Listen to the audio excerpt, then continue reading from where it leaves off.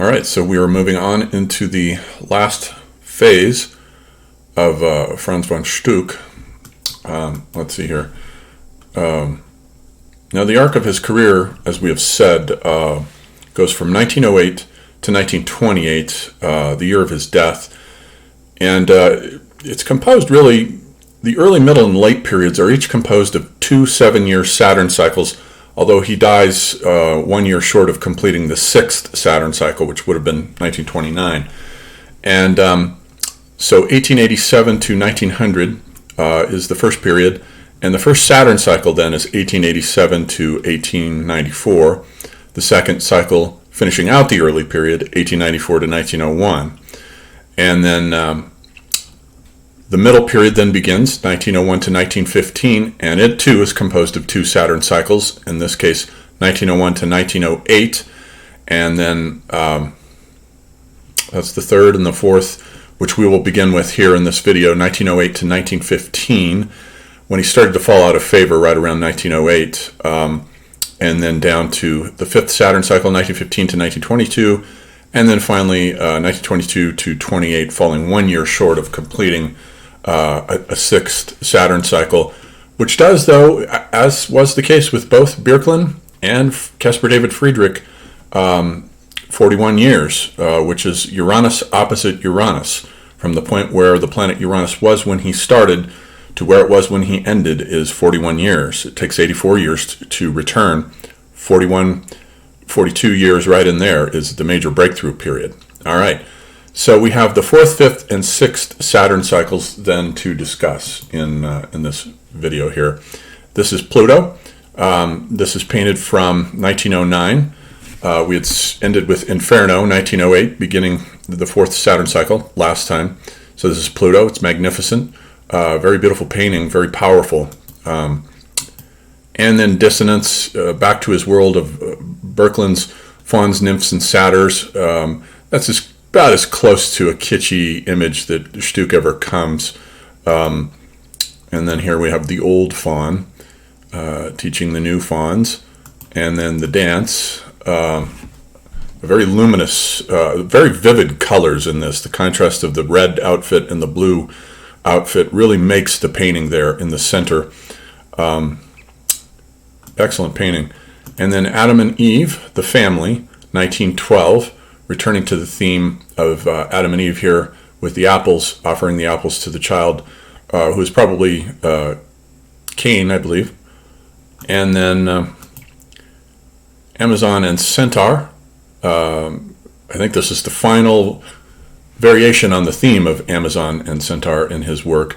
The Amazon, even though she is naked, representing civilization against the sort of Paleolithic technologies of the Centaur, who is hurling an unhewn rock at her.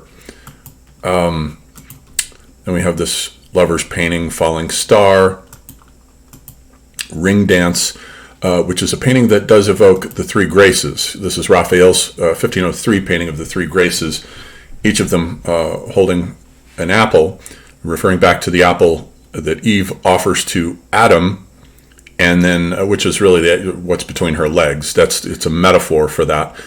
And then also the apples of the Hesperides that are involved in the Judgement of Paris, which Stuck paints in his last phase, his final Saturn phase in 1923. So here we have Bathsheba now.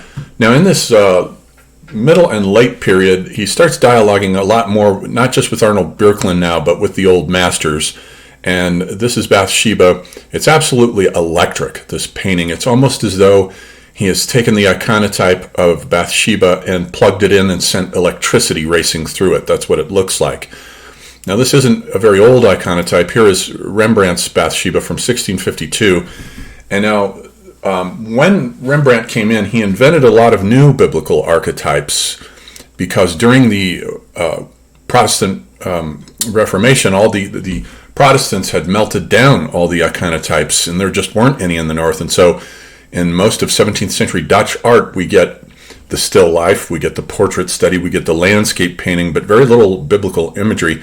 So Rembrandt invents new ones. Nobody ever painted Bathsheba before. It doesn't exist as a Byzantine archetype. and it's not in the medieval work. It's not even in the Renaissance. So he invents it, basically. And here we have dinner. Once again, it looks like a painting that's been plugged in and turned on and had electricity sent racing through it. And I think he's dialoguing here with the great German impressionist Adolf Menzel. This is Menzel's Frederick the Great playing at Sanssouci. And Menzel sort of developed German impressionism almost entirely independently of the French. This painting isn't particularly impressionistic, but he does have a lot of impressionistic artworks. He's a great German realist painter who is an exact contemporary of Arnold Böcklin. And then we have Dragon Slayer here. Vibrant blue colors, absolutely crackling with electricity and energy there. And this time, and I think that this is his last direct and specific dialogue with Arnold Böcklin. And this time I think it actually works. Here's the Böcklin, which is 1872, Angelica guarded by a dragon. A great painting, but if we glance back at the Stuck painting, it's a pretty close rival for greatness here. All right, so then we move along here to Susanna. So now another Rembrandtian iconotype invented by Rembrandt is Susanna, also at her bath, just like Bathsheba. Here's the Rembrandt, Susanna stooping down with the elders to help her bathe. And then Stuck has another one. Stuck likes to paint images in series, and this one is pretty spectacular. I love the hallucinogenic colors of the water. It almost captures the birth of Venus, or links back to the birth of Venus, Botticelli's Birth of Venus and Böcklin's Birth of Venus, and combines it with Susanna in the bath. Fantastic stuff. Some of his best art, I think, is from this period. And here we have some actress named Tilla Dirieu, who is a femme fatale here. She's playing Circe, probably in some play. And here's another one with her as Circe. She looks like a woman who could just destroy you. That's pretty much what she looks like there. Circe turns men into swine in the Odyssey. And so another one of his Böcklinian paintings, a fawn blowing on pipes. And then we have the fifth Saturn cycle then comes in, starting with this painting here, 1915, Hercules and Hydra. And here is Hercules slaying the Hydra, or trying to. And then his daughter Mary, who is now apparently grown up here. She looks like maybe in her later teens. Mary in a red chair from 1916. We had seen her with Mary in the red hat as a child in a previous painting. And note too that Böcklin is okay with eliminating the backgrounds. Anything that suggests perspective, he just wipes it clean. He has no interest whatsoever in backgrounds or in vanishing points, in contrast to, say, someone like Leonardo, where the painting, the background of a Leonardo painting is the painting. It doesn't even matter what the foreground is. The Mona Lisa would not be the Mona Lisa without that distant horizon vanishing point. That's the whole point of Leonardo's art, not what's in the foreground. With Stuck, it's reversed. Foreground only is the only thing that matters to him. And then here is Golgotha, one of his 3 crucifixion paintings. I think there are 3. There might be one more. And I like the halos around Christ here. And the other protagonists, they're crackling. They look like an electrostatic field. And then we have another, Fawn and Nymph. I like this one quite a bit. It harkens back then, once again, to his erotic ride paintings that we saw in the previous video with naked women, first on the seesaw going back and forth, and then we saw them riding on the backs, naked women riding on the backs of centaurs. And here she's grasping onto the pan's horns, or a fawn, whatever it is, that look very phallic. Wonderful painting. I love his use of narrow vertical paintings, which we saw all the way back with Wine, which was his first narrow vertical painting, and we just saw with Susanna.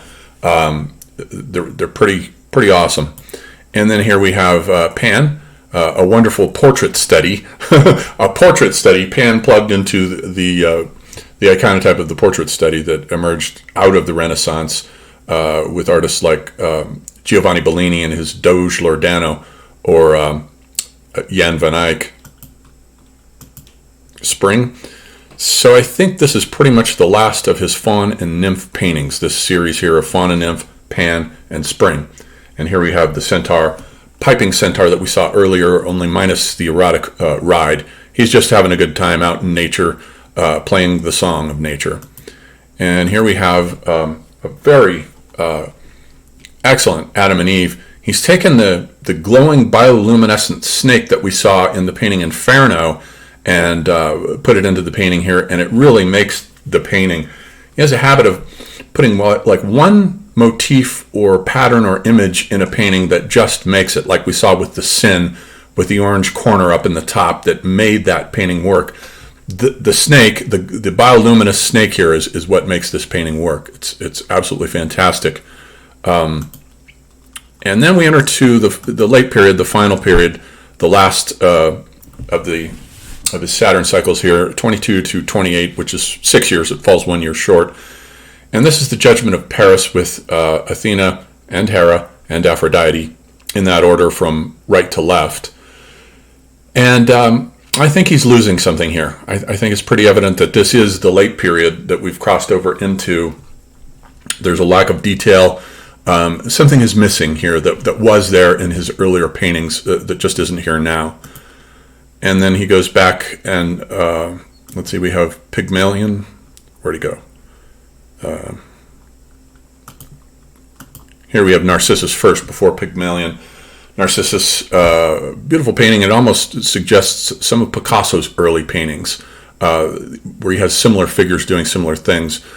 And then Pygmalion, the statue that comes to life. This is reworked in the Andrew Niccol science fiction film with Al Pacino called Sim 1, where Galatea, in that case, comes to life as an artificial intelligence who talks to him, a female muse. I think it's Cameron Diaz who talks to him. That's the latest iteration of the myth of Pygmalion and Galatea. The ultimate dream is perhaps to create the ultimate sex doll that's real, lifelike, and can talk and think, engage with you. That's the Pygmalion myth that science is now literalizing, especially the Japanese are perfecting these kinds of very lifelike walking dolls. And Fight for the Female, as I said, he would return to this painting, and so he did. Not very successfully. I think the earlier version of Fight for the Female was better. This one is stiffening up. The figure here in the center, the two wrestling figures are kind of Michelangelo-esque in their proportions. And then 1927, we're coming up on his last year.